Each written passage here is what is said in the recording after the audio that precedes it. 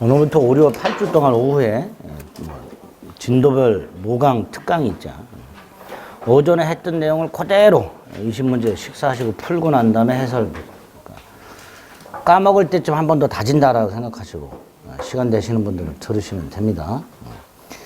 아무것도 모르는데 도움이 될까? 민법은 문제 푸는 훈련을 꼭 해야 됩니다. 그래서 7, 8월달 문제 풀이 과정도 대단히 중요하고 그렇습니다. 오후 시간에 왜 하냐, 자식아. 피곤해 죽겠는데. 집에 가서 오후 시간에 공부 하나도 안 하죠? 하나? 에이, 뻥치지 마세요. 안 한 거 뻔히 아는데, 뭐. 그리고 오전에 이 수업 끝나고 나면 대부분의 성장, 어떤 학원이든지 불나게 어딜 가셔. 어딜 가시는지 모르겠어, 도대체. 끝나기 전에 가방 탁 챙겨놓고 땡 치면 어디를 그렇게 가시는지. 집에 가시나?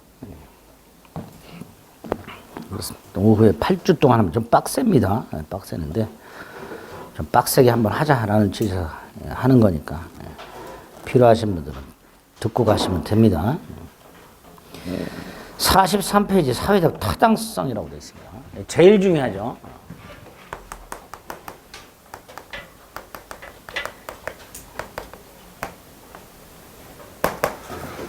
사회적 타당성은 사회 질서를 말합니다.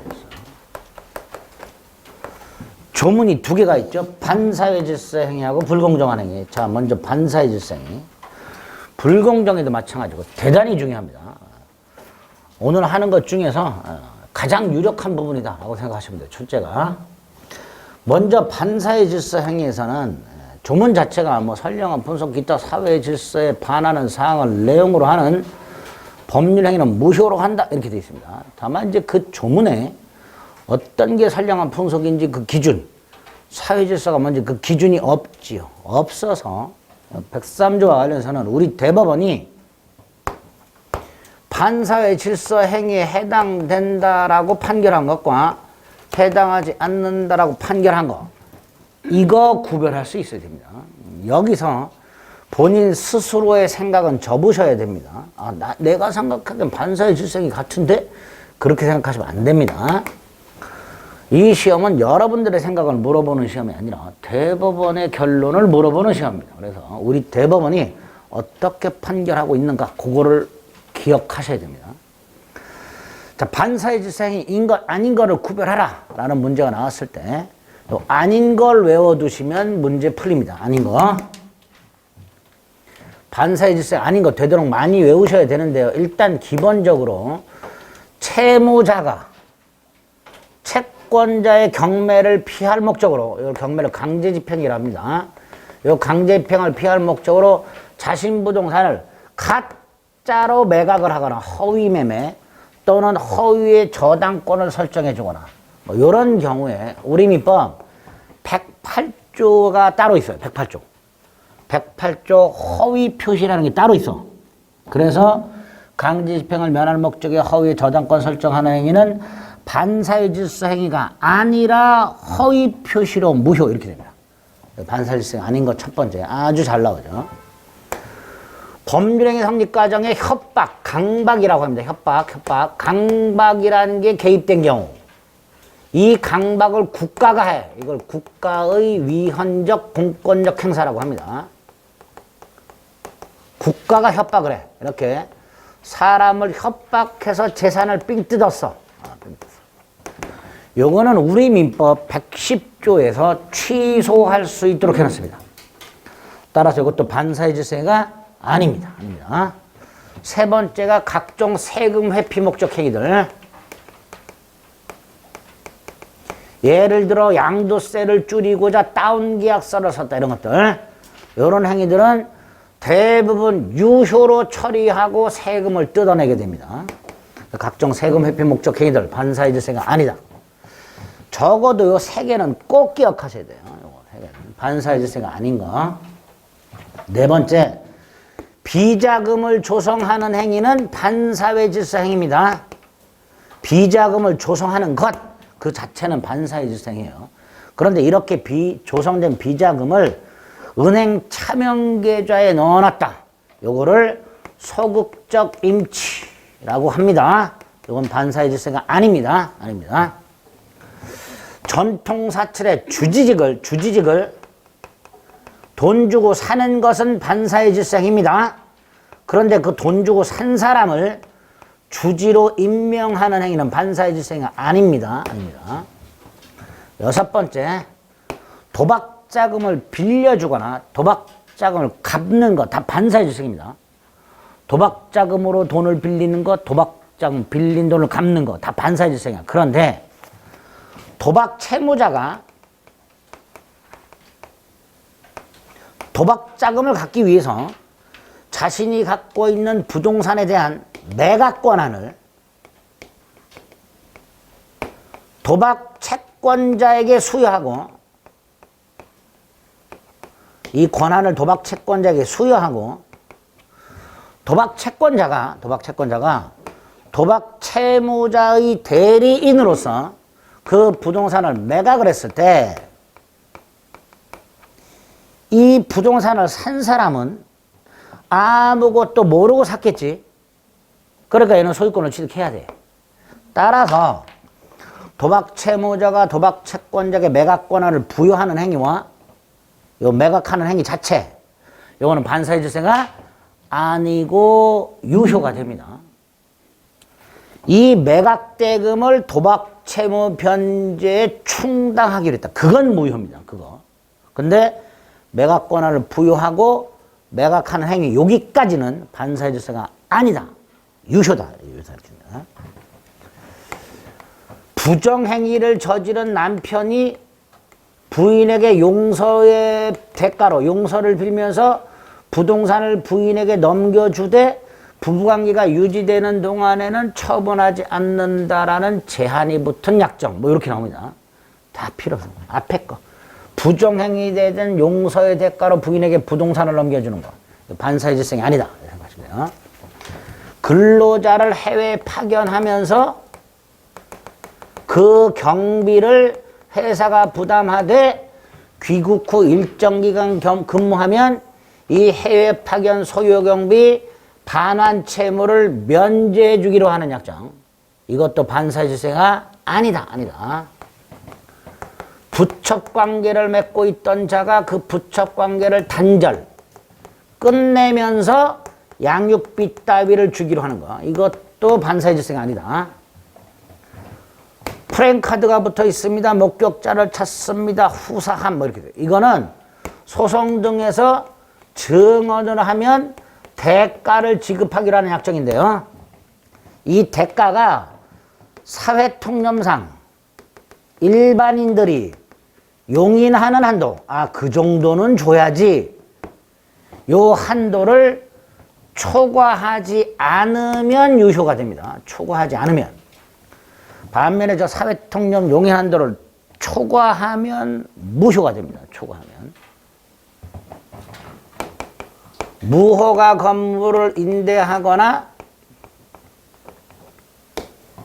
민사사건을 승소시키면 돈을 받기로. 민사건 성공보상장 이런 것들은 반사의 질서가 아니다라는 게 봐요.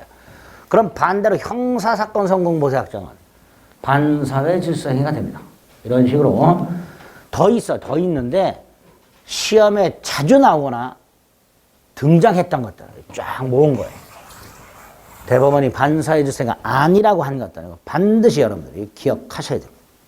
이거 가지고 반사의 질서 행위인 거 아닌 거 고르세요 라는 문제를 풀 수 있어야 됩니다. 이게 첫 번째. 그 내용이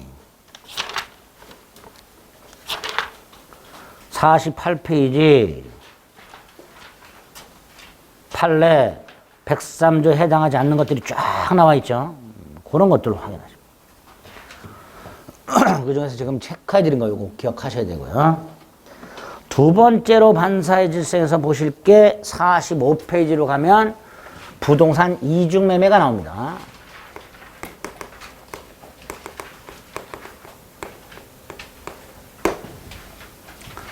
갑이 을에게 땅을 팔았다.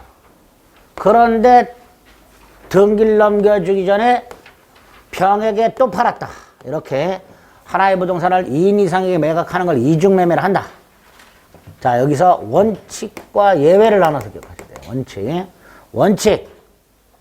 각 매매계약은 유효하고 각 매수인은 평등하다. 그 결과 등기를 먼저 넘겨받는 자가 소유권을 취득하고, 등기를 넘겨받는 자가 소유권을 취득하고, 등기를 넘겨받지 못한 사람은 등기를 넘겨받은 자한테 가가지고 왜 새치기 했냐 따질 수 없고, 매도인에게만 책임을 추궁하게 됩니다. 매도인에게. 이 책임 추궁이 채무 불이행 책임입니다. 책임. 그래서 그런 갑에게 계약을 해제하겠다라고 계약을 해제하고 손해배상을 청구하여 손해배상을 받는 걸로 끝이 납니다. 이중매매가 됐든 삼중매매가 됐든 딱 이렇게 처리하는 게 원칙입니다. 그런데 원칙인데 예외. 우리 대법원에 할 때 제2매매가 반사회 질서 행위로 무효가 되는 경우가 있다. 제2매매가 무효가 되면 병에게 이전되어 있는 소유권 등기도 무효가 되고, 따라서 설령 이 토지 등기부에 소유권자가 병으로 등기가 되어 있다 하더라도 병은 소유권자가 아니게 됩니다. 예외적으로 이렇게 103조에 해당이 돼서 반사회 질서로 무효가 되는 경우가 있더라. 그 요건이 뭐냐? 요건 두 가지 요건. 매도인의 제1매수인에 대한 배신행위가 있어야 된다. 이걸 법에서는 배임행위라고 합니다. 이때 매도인이 제2매수인에게 팔아먹은 행위가 배임행위가 되려면 적어도 제1매수인으로부터 중도금 일부라도 받은 상태에서 팔아넘겼을 때 배임행위가 됩니다. 이유는 우리 매매계약을 가면 565조 계약금이란 걸 보게 되는데요. 우리 민법상 계약금만을 받은 상태에서는 그 받은 계약금의 2배를 주고 얼마든지 을과의 계약을 해제할 수 있도록 해놨습니다. 따라서 갑이 을로부터 계약금만 받은 상태에서는 병에게 팔아넘겼다 하더라도 갑원들에게 2배를 주면 얼마든지 계약을 정당하게 해제할 수 있기 때문에 이건 배임행위가 아니게 됩니다. 중도금 일부라도 받은 상태에서 매각을 했을 때 배임행위가 되고요.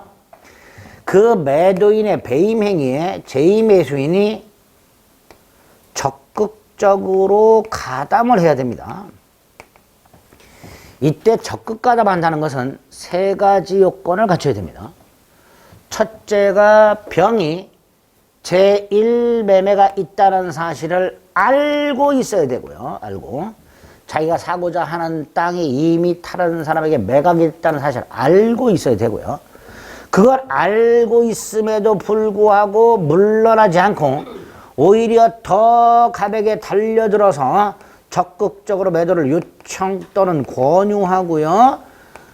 기어이 계약까지 체결을 해야 돼요. 이게 적극가담입니다. 이게. 이 적극가담에서 포인트가요. 두 번째 거죠. 병이 단순히 자기가 사고자 하는 땅이 다른 사람에게 팔렸다는 사실을 알면서 샀다. 이것만으로는 적극가담이 아닙니다. 병이 먼저 적극적으로 팔아라. 매도 권유를 요청해야 돼요. 그래야 적극가담이 됩니다. 이 두 번째 게 핵심 요건이 됩니다. 이렇게 매도인의 배임행위와 제2매수인의 적극가담이 있으면 제2매매는 무효가 되면서 제2매수인 등기도 무효가 되고, 따라서 제2매수인은 권리를 취득할 수 없고, 따라서 만약에 병이 정에게 다시 팔았다 하더라도 이 정은 권리자가 아닌 놈하고 거래한 거예요. 따라서 얘는 설령 이런 사정에 대하여 몰랐든 선의, 알았든 악의 권리를 취득할 수가 없게 됩니다. 제2매매계약이 무효가 되었을 때 제2매수인과 거래한 자는 선이라 하더라도 소유권을 취득할 수가 없다. 여기서 끝나세요. 정은 그럼 어떡하나요? 묻지 마세요. 상상의 나래를 펼치지 말자. 여기서 끝나자. 어쨌든 이렇게 여기 하나 있고 아주 중요하죠. 또 하나. 을이 이 땅의 소유권을 취득하려면 갑으로부터 소유권 등기를 넘겨받아야 되는데 현재 소유권 등기가 병의 이름으로 되어 있으니 이 병 등기를 먼저 말소를 시켜야 됩니다. 요 말소시키는 방법, 갑이 직접 말소하라 청구를 못하고 을이 직접 말소하라 또는 을이 직접 등기를 이전하라 이렇게 청구 못합니다. 갑이 직접, 을이 직접 못해.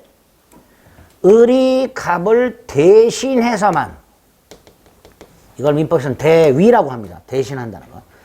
을이 갑을 대신해서만 병등기 말소 등기를 청구할 수 있습니다. 여기에 두 번째 꼭 기억하셔야 돼요. 적어도 이 두 가지는 꼭 기억하셔야 돼요. 답으로 주로 나오는 게 두 가지입니다. 여기에 두 개를 추가. 을은 제2매매계약을 채권자 취소권이라는 게 있어요. 이걸 행사하여 취소할 수 없고요. 제1매수인은 제2매매계약을 취소할 수 없고요. 네 번째로 우리 대법원에 의하면 매도인의 배임 행위에 제2매수인이 적극가담을 하는 이 행위는 을에 대한 불법 행위가 된다라는 게 판례예요. 그리고 불법 행위를 당한 사람은 손해가 생기면 그 불법 행위를 한 자에게 직접 불법 행위 손해배상을 청구할 수 있도록 되어 있습니다. 그러니까 만약에 병의 적극가담 행위로 을에게 손해가 생기면 을은 직접 병에게 불법행위 손해배상을 청구할 수 있다. 이렇게 됩니다. 이렇게 제2매매계약이 반사회 질서 행위로 무효가 되었을 때 그 요건과 그 결과 4개 달달달달 외워주셔야 돼요. 그 다음에 이제 하나 추가해야 될게요. 병이 직접 갑하고 제2매매를 한 게 아니고, 병이 직접 한 게 아니고, 병의 대리인이, 즉 제2매수인의 대리인이 갑하고 계약을 하면서 이 병의 대리인이 적극가담을 했다. 제2매수인의 대리인이. 그런데 우리 대법원은요, 대리인은 본인과 동일시해요. 그러니까 병의 대리인의 적극가담은 누구의 적극가담하고 똑같은 거야? 병의 적극가담하고 똑같은 거야. 따라서 병이 설령 다이렉트로 적극가담을 한 적이 없다 하더라도, 또는 병이 대리인의 적극가담 사실을 몰랐다 하더라도 대리인에 의한 적극가담 행위는 무효가 되니까 병은 소유권을 취득할 수가 없다. 이렇게 됩니다. 여기까지 딱. 요것도 그냥 추가해. 그리고 이제 나중에 취득시효라는 걸 가게 되면요, 이 이중매매가 그대로 확대가 돼서 적용을 합니다. 갑소유 땅을 을이 20년간 점유하여 갑에게 등기를 달라고 청구했더니 갑이라는 놈이 병한테 팔아먹었는데 병이 적극가담했다. 이것도 반사의 질서가 무효가 된다. 그래서 우리 대법원은 제1행위가 매매가 아니어도, 제2행위가 매매가 아니어도 이중매매 이론을 그대로 확대 적용하고 있습니다. 그거 확인하시면 돼요. 아주 중요하죠. 45페이지. 원칙이 있고 2번 무효가 있고 동그라미 1번, 동그라미 2번, 동그라미 3번. 일단 세 가지. 3번에 동그라미 1번, 동그라미 2번, 동그라미 3번. 이렇게 있죠. 쭉 내려가서 4번에 동그라미 1번. 여기까지 딱 머릿속에 넣으시면 됩니다. 됐지요? 자, 반사의 질서에서 보셔야 될 게 두 가지가 아주 중요하고요. 이제 46페이지 가면 개념 하나, 동기예볼법이라는 개념이 하나 있습니다. 이제 지문으로 나오니까 개념을 좀 기억하시면 됩니다. 일단 동기라는 것은 법률 행위를 하는 이유. 이게 동기입니다. 저는 이제 커피 같은 거 굉장히 달달한 걸 좋아해요. 그래서 이제 뭐, 이런 거, 커피로. 블랙은 써서. 근데 제가 만약에 다른 사람들 다 아이스 아메리카노 블랙을 사는데 저만 한 잔 달달한 거 주세요. 그러면 직원이 물어보겠지. 왜요? 물어봐요? 안 물어보죠. 물어보면 대답해야 돼? 안 해도 되죠. 그게 동기예요. 내가 달달한 커피를 사는 이유. 그게 동기야. 물어보지도 않고 물어봐서 대답도 안 하고. 그 말은 동기는 법률행위에 영향을 준다 안 준다? 안 준다. 고려 대상이 아니다 이런 뜻이야. 내가 어떤 물건을 사는 이유. 그게 동기야. 그런데 그게 불법이야. 예를 들어서 의리갑의 창고를 빌리는데 빌리는 이유가 있어. 불법 도박장으로 사용하려고 빌려. 이게 동기의 불법이야. 그런데 이것도 마찬가지로 의리갑에게 이걸 빌리는 이유를 밝힌다 안 밝힌다? 안 밝힌다. 갑은 물어본다 안 물어본다? 안 물어본다. 갑이 물어봤다. 그럼 대답해줄 의무가 있다 없다? 없다. 따라서 설령 이렇게 동기가 불법하다 하더라도 이 불법한 동기는 창고 임대차 계약에 아무런 영향을 미치지 않으니까 동기가 불법한 행위는 원칙적으로 유효하다 이렇게 되죠. 즉 반사의 질서가 아니다 이렇게 되죠. 그런데 우리 대법원 예외 의뢰 이 불법한 동기가 갑에게 표시가 돼. 또는 갑이 알게 됐어. 그럼 갑은 이거 빌려주면 된다 안 된다? 안 되지. 자기 창고를 도박장으로 쓸 거란 걸 뻔히 알면서도 빌려주면 안 되지. 똑같이 나쁜 놈이지. 그럴 때는 무효가 된다. 그래서 반사회 질서 행위에는 우리 대법원이 말하고 있는 반사회 질서 행위에는 표시되거나 알려진 동기가 반사회 질서적인 경우를 포함한다. 이렇게 판결이 나오게 됩니다. 반사회 질서 행위는 표시되거나 알려진 동기가 반사회 질서적인 경우를 포함하게 됩니다. 그 동기불법 원칙과 예외 딱 나눠서 기억하시면 됩니다. 마지막으로 반사회 질서 행위가 됐다. 절대적 무효다. 절대적 무효가 무슨 뜻인지 나중에 할 겁니다. 선이라 하더라도 보호를 받지 못하는 무효가 절대적 무효입니다. 제3자가 각과 을이 반사회 질서 행위를 했는데 그 제3자가 선이라 하더라도 보호를 받지 못하는 이런 걸 절대적 무효를 하는데요.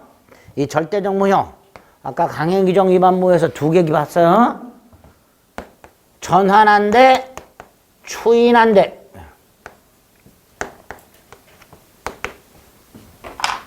무효행위에 전환한대, 무효행위에 추인한대. 특히 요 놈과 관련해서는 반사회 질서 행위라 하더라도 추인을 하면 유효로 될 수 있다.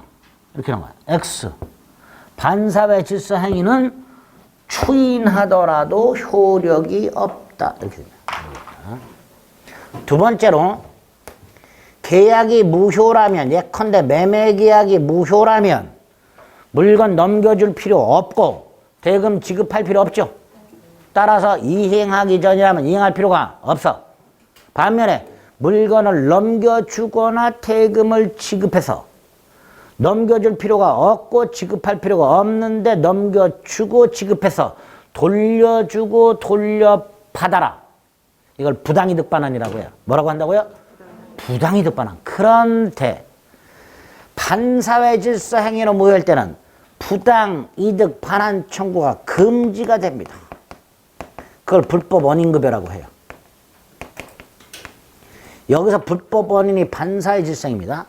급여라는 건 월급을 말하는 게 아니라 뭔가를 줬다라는 뜻이에요. 뇌물을 줬다 못 돌려받습니다. 도박자금 빌려줬다 못 돌려받습니다. 부첩계약을 하면서 아파트나 자동차를 사줬다 못 돌려받습니다. 이런 걸 다 뭐라 한다? 불법 원인급여. 다른 무효에는 아닌데 반사회 질서 행위로 무효할 때는 우리 민법 746조에서 이렇게 불법 원인급여라는 걸 규정해 놨어요. 따라서 반사회 질서 행위에 기초하여 뭔가를 급여한 자는 반환 청구할 수 없다. 여기까지. 결론만 기억하시면 돼요. 우리 교재는 불법 언인급에 잔뜩 써놨는데 다 필요 없고요. 그냥 불법 언인급이라서 반환 청구가 인정되지 않는다까지만 딱 기억하시면 돼요. 밑에 뭐 장황하게 나온 다 필요 없습니다. 됐죠? 여기까지가 103조에서 보셔야 될 내용 전부입니다. 그리고 이제 50페이지로 갑니다. 불공정한 행위 봐요. 이것도 중요하죠. 불공정한 행위. 자, 불공정한 행위는 폭리를 한 취하는 행위. 폭리.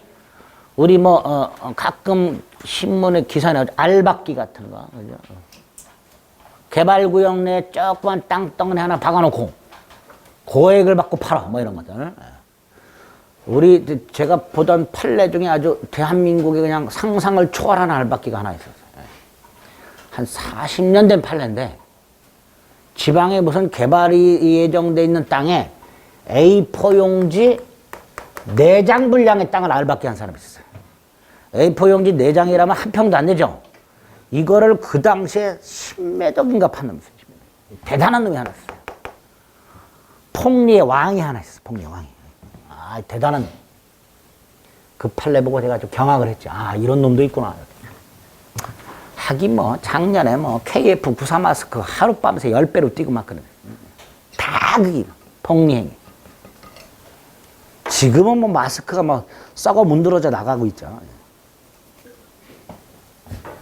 작년만 생각하면 작년에 텔레비 나온 것 중에 하나 목동 모 백화점에서 마스크 푼다 해갖고 또아리 틀고 줄 서 있었던 거 있었죠. 거기를 와이프가 가자고. 안 간다고 나는. 갔어. 와이프는 혼자 가갖고 5개 사왔어. 좋아가지고 막.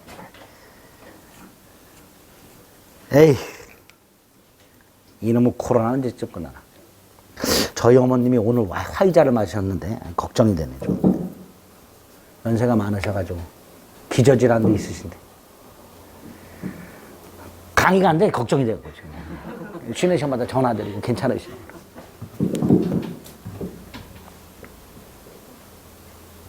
저희 어머님은 또 이상하시게 주위 분들은 다 맞는데 왜 나는 안 주냐고 막 맨날 저한테 얘네들 까먹은 거 아니야 매달 그러십니다. 왜 주위는 다 맞았다는데 왜 나는 연락이 없어 막. 그런데 5월달 딱 되니까 화이자 또 연기됐다 그러니까 이거 나도 못 맞는 거 아니야. 아, 걱정하지 마세요. 어머니. 예약하신 분들은 다 맞추시니까 예약을 안 받을 뿐이지 이미 하신 분들은 다 맞춰요. 오늘 결국 가서 마시세요. 저는 언제 맞죠? 모르지. 마스크를 벗고 살고 싶어. 백사조. 폭리 행위를 말한다. 폭리. 반사회 질서 행위 일종이다. 반사회 질서 행위. 따라서 불공정한 행위에 해당되면 동시에 반사회 질서 행위에도 해당이 됩니다. 세 번째, 요건 기억하셔야 돼요. 요건. 첫째가 피해자와 폭리자 사이에 주고받은 게 현저하게 불규정해야 돼. 요걸 급부와 반대급부라고 해. 요때 현저한 불규정은 몇 배냐가 규정이 없어. 몇 배냐 이런 게.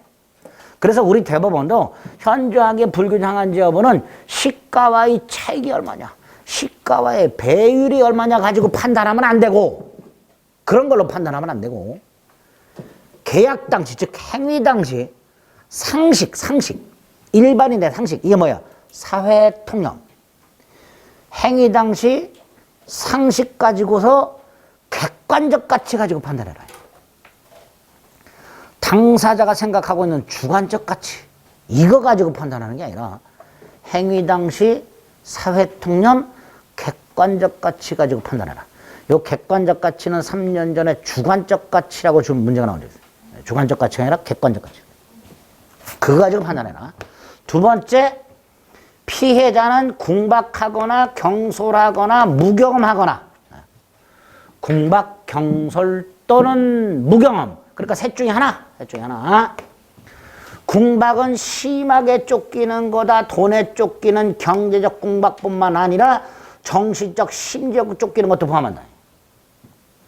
무경험은 특정 영역의 경험 부족을 말하는 게 아니고 사회 일반 거래 경험 부족을 의미한다. 특정한 영역에서 경험해본 사람이 별로 없는 그런 부분에서의 경험 부족을 말하는 게 아니라 일반 거래 경험 부족을 의미하게 된다. 피해자가 직접 계약을 하지 않고 대리인을 통해서 계약을 했는데 폭리를 당했다. 이때 궁박만은 피해자 본인을 기준으로 판단해라. 궁박 여부는. 경솔 무경험 여부는 대리인을 기준으로 판단해라. 궁본 경무대. 잘 나오는 지문들이에요. 궁본 경무대. 궁박은 본인 기준, 경솔 무경험은 대리인 기준. 세 번째, 이 폭리자라는 놈은 피해자가 궁박 경솔 무경험하다는 걸 알아. 알면 도와줘야 되는데 이놈은 반대야. 알면서 폭리를 취할 생각을 해. 즉 이용의사가 있어. 이걸 폭리의사, 폭리행위 악의 이렇게 부르게 됩니다. 이렇게 세 가지 요건을 갖추면 불공정한 행위가 성립하는데 네 번째, 피해자와 폭리자 사이에 소송이 붙었을 때 소송은 입증 책임의 문제라는 게 생긴다. 입증 책임. 민사소송이란 건 서로 뭔가를 주장하고 그 주장을 법원으로부터 인정을 받아야 이기겠죠. 그죠? 그게 민사소송이야. 이때 법원으로부터 나의 주장을 인정받는 것을 입증이라 하고 그 책임이 누구에게 있는가를 규정해 놓은 게 입증 책임이라는 거예요. 그러면 피해자와 폭리자 사이에 소송이 붙었을 때 이 불공정한 항의가 성립했다는 이것을 누가 주장하고 누가 증명을 해야 되는가? 이 증명할 책임이 있는 사람이 증명을 못하면 패소합니다. 그러니까 입증 책임은 소송의 승패와 직결이 돼. A라는 사실에 대해서 입증 책임이 갑에게 있다. 갑이 증명 못하면 패소. B라는 사실에 입증 책임이 을에게 있다. 근데 을이 증명을 못했다. 그럼 을이 패소. 이렇게 됩니다. 그래서 입증 책임이 누구에게 있는지가 대단히 중요해요. 소송에서. 우리 시험에서는 별로 중요하지 않은데 그래도 돼. 안 중요한데. 자, 불공정한 행위의 입증 책임은 누구한테 있는가? 피해자한테 있다. 즉 무효주장자에게 있다. 피해자가 전부를 증명해라. 피해자. 자, 문제는 소송에서 입증 책임과 관련해서 추정이라는 제도가 있어. 어떠한 사실이 추정이 됐다. 그럼 그 사실은 증명된 거다. 따라서 따로 입증할 필요가 없다. 이렇게 연결이 돼요. 이게 추정의 기능이에요. 어떤 사실이 추정이 되면 그 사실은 증명이 된 거기 때문에 따로 증명이 필요 없어. 그러면 예를 들어서 피해자가 급부와 반대급부가 현저하게 불경하다는 걸 입증을 하면 피해자는 궁박했구나라고 추정을 해줘. 만약에. 그럼 피해자는 이걸 따로 증명할 필요가 없게 돼요. 추정이 되면. 그런데 우리 대법원 다시 한번 피해자가 현저하게 불균형 따위를 증명했다 하더라도 궁박 따위를 추정해 주지 않는다. 피해자가 전부 증명해라. 이렇게 판결하고 있습니다. 현저한 불균형이 증명되었다 하더라도 궁박 따위를 추정해 주지 않습니다. 피해자가 전부 증명해라. 다섯 번째, 효과. 역시 절대적 무효입니다. 따라서 무효행위의 전환이라든가 무효행위의 추인이 인정이 안 돼야 돼요. 그런데 우리 대법원 전환은 인정이 된다. 전환. 추인은 안 되고 이거 나중에 다시 가서 모아서 할 거예요. 들어만 두세요. 불공정한 행위는 전환은 인정된다. 추인은 여전히 안 된다. 두 번째, 반사회 질서 행위이기 때문에 불법 원인급여가 적용이 돼야 되는데 반사회 질서 행위와는 달리 이 불법 원인급여가 폭리자한테만 적용이 된다. 폭리자. 피해자한테는 적용이 안 된다. 즉 폭리자가 피해자한테 준 것만 불법한 임금이기 때문에 폭리자는 반환 청구할 수가 없다. 반면에 피해자가 폭리를 취한 놈한테 준 것은 불법 원인급여가 아니기 때문에 피해자는 반환 청구할 수 있다. 이렇게 됩니다. 피해자는 반환 청구할 수 있다. 세 번째, 여섯 번째, 적용. 암기입니다, 이거. 증여, 기부와 같은 무상행위는 급부만 있을 뿐 반대급부가 없으니까 현저한 불규정이 있을 수 없으므로 불공정한 행위가 성립할 여지가 없고요. 두 번째, 경매법원을 통해서 몇 번 유찰된 물건을 헐값에 낙찰받았다 하더라도 나는 폭리를 취한 게 아닙니다. 경매도 적용이 안 됩니다. 반면에 채권자가 구속이 되어 있는 궁박한 상태에서 채권을 포기한 경우, 궁박한 상태에서 채권 포기한 경우 이것도 불공정한 행위가 될 수 있다. 그래서 불공정한 행위는 계약에서만 성립할 수 있는 게 아니라 채권 포기와 같은 단독 행위도 불공정한 행위가 될 수 있습니다. 마지막으로 피해자가 가해자의 보험회사로부터 받을 수 있는 보험금의 8분의 1에 해당되는 금액만을 받고 일체 민형사 책임을 묻지 않기로 하는 부재소 합의한 경우 이것도 불공정한 행위가 될 수 있다. 적용과에서 네 가지를 구별해서 기억하죠. 특히 이 두 가지 아주 잘 나옵니다. 불공정한 행위 성립하지 않는다는 거. 이 정도가 불공정한에서 보셔야 될 내용 전부예요. 그래서 50페이지에 조문이 있고 의의가 있고 양가래별 성립 요건이 있습니다. 동그라미 1번 있죠. 거기 뭐라고 돼 있어요? 현저한 불균형은 두 번째 줄 단순히 시가와의 차익 또는 시가와의 배율로 판단할 수 있는 것은 아니고 두 번째 그 밑에 줄 사회 통념에 따라서 결정하고 두 줄 내려가서 객관적 가치하고 그 밑에 줄 행위시를 표준으로 하고 이런 표현들을 딱딱딱 머릿속에 넣으시면 돼요. 동그라미 2번 폭리자 머릿속에는 이용의사가 있어야 된다. 오른쪽에 기억 어느 하나만 구비하면 된다. 궁박 정신적 심적 원인을 포함한다. 무경험 일반 경험 부족을 의미한다. 즉 특정 영역의 경험 부족이 아니라 거래 일반 경험 부족을 의미한다. 니은 경설무경험은 대린 경무대 궁박은 본인 궁본 이렇게 기억하자.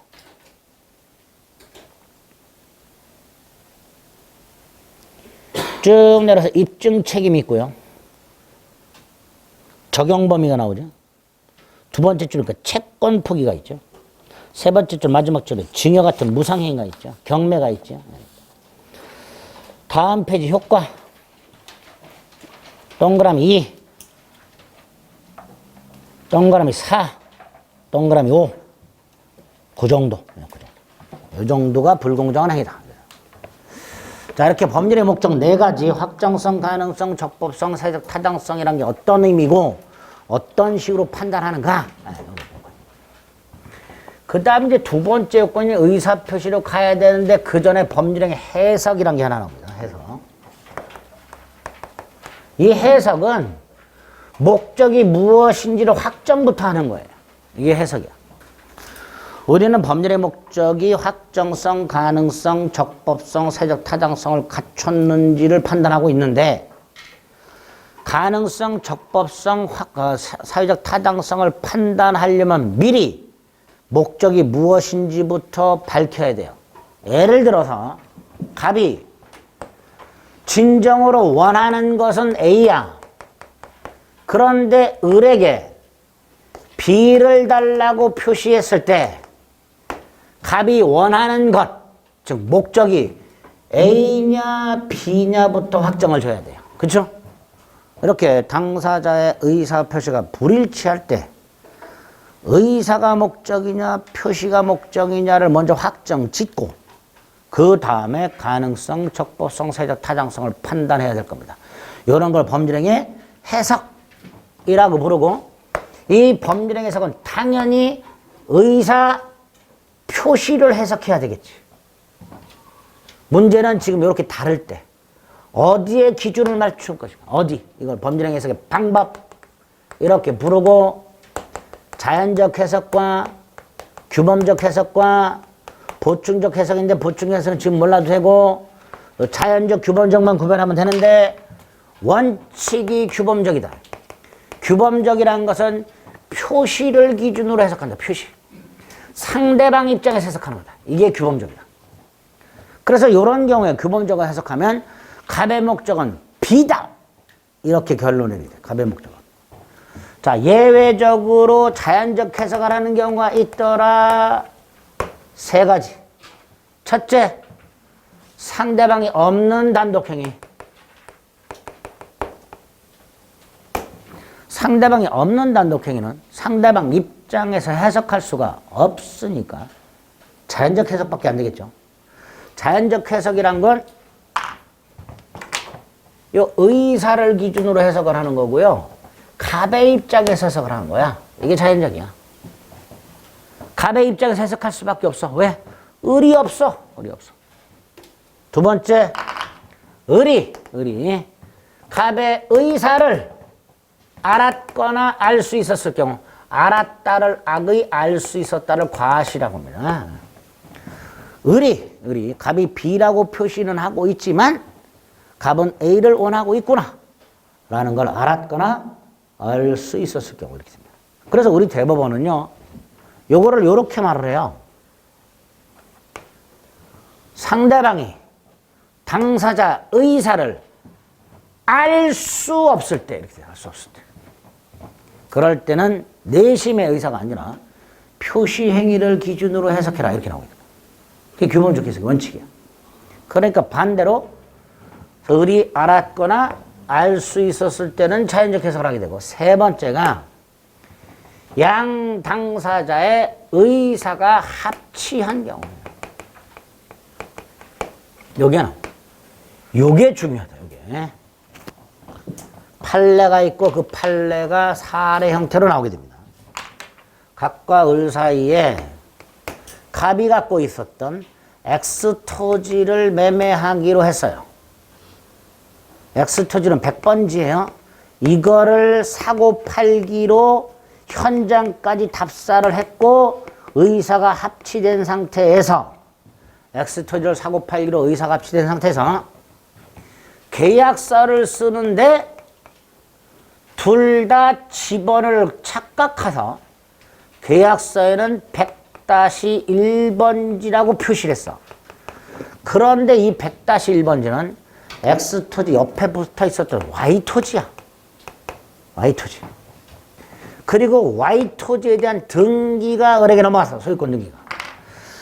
이 상태에서 나중에 갑과 을 사이에는 X토지를 매매한 거냐, Y토지를 매매한 거냐에 대한 다툼이 생겼고, 규범적 해석을 하게 되면 Y토지라고 될 것이고, 자연적 해석을 하면 X토지라고 할 텐데, 우리 대법원은 양당사자 의사가 합치했기 때문에, 의사가 합치기 때문에 Y토지라고 지번을 잘못 표시했다 하더라도 오표시라고 합니다. 잘못 표시. 오를 표시한 게 아니고요. 잘못 표시했다 이렇듯. 이렇게 지번을 계약서에 잘못 표시했다 하더라도 X토지 매매계약, 즉 의사합치에는 아무런 영향을 끼치지 않습니다. 이걸 오표시 무효라고 그래요. 즉 당사자 의사가 합치한 경우에는 표시를 고려할 필요가 없다 이런 뜻이에요. 그래서 계약은 무슨 토지에 대해 성립했다? X토지 계약을 한 거야. X토지. Y토지는 계약을 한 적이 없는 거야. 따라서 Y토지에 대한 등기는 무효가 돼. 즉 을은 Y토지에 대한 권리를 취득 못해. Y토지 등기부의 소유자가 을이라고 등기되어 있지만 그 등기가 무효이기 때문에 을은 Y토지 소유자가 아니야. 따라서 을로부터 Y토지를 산 사람도 선악불문하고 Y토지 소유권을 취득할 수가 없어요. 그래서 이 Y토지는 현재 갑소유야. 따라서 갑은 을이나 병을 상대로 Y 토지 말소 등기를 청구할 수 있다. 이렇게 얘기합니다. 그런 청구할. 그 다음에 X 토지를 매매했는데 아직 을은 등기를 못 넘겨받은 상태니까 당연히 을은 갑에게 X 토지 소유권을 이전 등기해달라. 당연히 이전 등기를 청구할 수 있고 이때 갑 을에 대하여 나는 지번을 착오했다. 착오를 이유로 계약을 취소할 수 있는가? 없다. 착오라는 것은 뒤에서 볼 텐데요.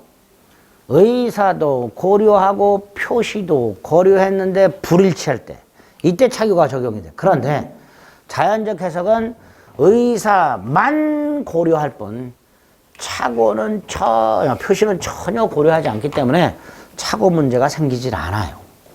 그래서 갑은 착오로 이유로 계약을 취소할 수는 없다. 이렇게 됩니다. 요거 딱 머릿속에 넣으시면 돼요.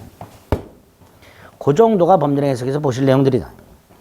53페이지 법률행 해석이라고 되어 있고 밑에 판례가 하나 있습니다. 뭐라고 되어 있어요? 당사자 갑의 진정한 의사를 알 수 없다면 의사 표시가 요소되는 것은 표시 행위로부터 추단되는 의사. 즉 내심의 효과사가 아니라 표시 행위로부터 추측하는 의사다. 다음 페이지 네모 3번의 법률행 해석의 방법이라고 양가를 본 자연적 해석이 있습니다. 동그라미 2번에 오표시 무해가 있고요. 그 밑에 판례가 있습니다. 그거. 반면에 오른쪽 메뉴의 규범적 해석은 양가로 2의 동그라미 1번. 그것만 확인하시면 됩니다. 쭉 내려서 보충적 해석은 동그라미 1번만 체크해 두시면 1번 체크만 해도 됩니다. 됐지요? 그 정도. 그 정도 법률행 해석을 확인하시면 됩니다. 이 정도가 법률행 목적에서 나올 수 있는 내용 전부다. 그 다음에 이 58페이지를 가면요. 판례 계약 당사자 확정이란 게 하나 나와 있어요. 자, 요건 이제 따로 좀 머릿속에 넣어 두셔야 되는데, 예를 들어서 을하고 병이 매매 계약을 합니다. 자, 을이 지금 계약이라는 법률 행위를 하고 있어요. 그런데 계약서에는 당사자가 갑하고 병이라고 표시가 되어 있어요. 계약 당사자는. 자, 이때 행위자, 법률 행위자가 당사자냐, 계약서 명의인이 당사자냐의 문제가 생겨요. 이유는 만약에 을이 당사자라면 을은 갑의 이름을 도용한 거고요. 도용. 그죠? 반대로 갑이 당사자라면 을은 갑의 대리인인지 타인 권리를 매매한 것인지의 문제가 생기게 됩니다. 따라서 당사자가 행위자냐 명의냐를 먼저 정해야 되는데 이 당사자가 누구냐를 확정하는 것, 이것도 우리 대법원은 법률행위 해석을 통해서 확정을 줘요. 그래서 계약 당사자가 누구냐를 확정하는 게 법률행위 해석 파트의 판례가 나오게 됩니다. 행위자와 명의인이 다를 때 누가 계약 당사자냐? 법률 행위 해석, 즉 당사자 의사 표시 해석을 통해서 확정한다. 이렇게 행위자와 상대방의 의사가 일치하면 일치한 대로 자연적 해석이죠. 네? 을병 모두 을로 생각했다. 을병 모두 갑으로 생각했다. 갑. 이렇게. 당사자 의사가 일치하면 일치한 대로. 반대로 일치하지 않으면 규범적 해석을 해야 되니까 상대방 입장에서 병이 누구를 당사자로 생각하고 있었는가?